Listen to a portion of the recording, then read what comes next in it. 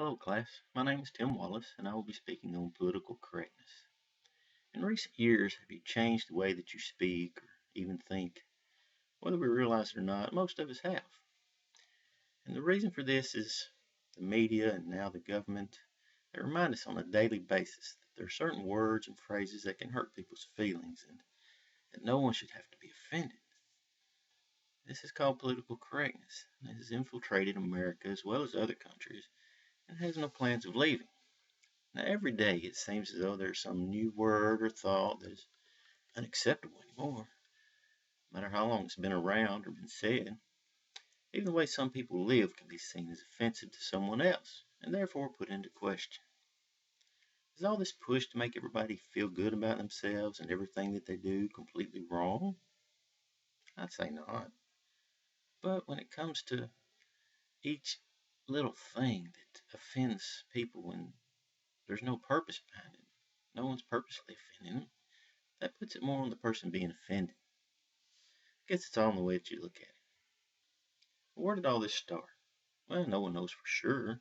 Some say political correctness started 100 years ago or even further back. Most believe it was somewhere between the 60s and the 80s. Well, then it picked up momentum fast. When it started or exactly where is not really important. What is important is that once it began, it started growing quickly, and nothing is off limits anymore. Unfortunately, we've gotten so afraid of offending someone that back in 2007, and this was in Australia, but still, Santa Clauses in Australia were made to change the traditional ho ho ho to ha ha ha because it might frighten children, and even worse, it seemed derogatory toward women. Well, luckily, the public pushed back in this case, and Santa was eventually allowed to go back to the traditional ho ho ho. And don't get me started on all the uproar over Christmas in just the last few years. It's almost impossible to find anybody to tell you Happy Christmas around Christmas, right?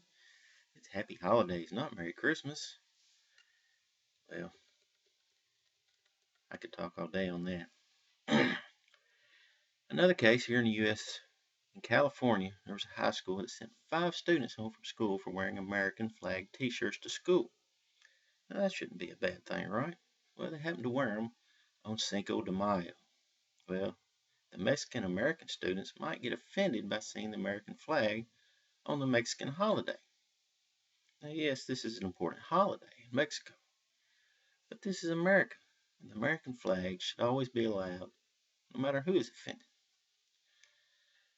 I could go on with story after story of ridiculous sounding events like these. School children who can't even pretend to play cops and robbers and pretend they have a gun anymore will be sent home from school. In politics, you should see the crosshairs over someone's face or something. Well, that's not allowed anymore. You can't even see it on TV because it might lead to someone shooting someone somehow. Not sure how that works. Even worse, a lot of our books and even some of our movies that have been around for years and years and considered to be great novels, well, they're not allowed in libraries anymore because certain words or certain phrases in it might offend someone.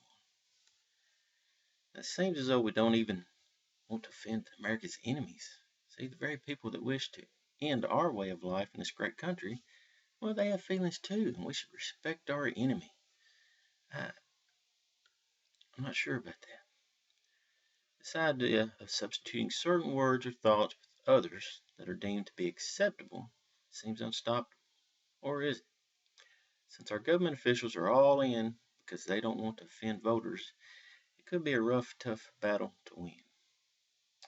It will take those who see this for what it is to come together and refuse to accept the political correctness mess we find ourselves in today.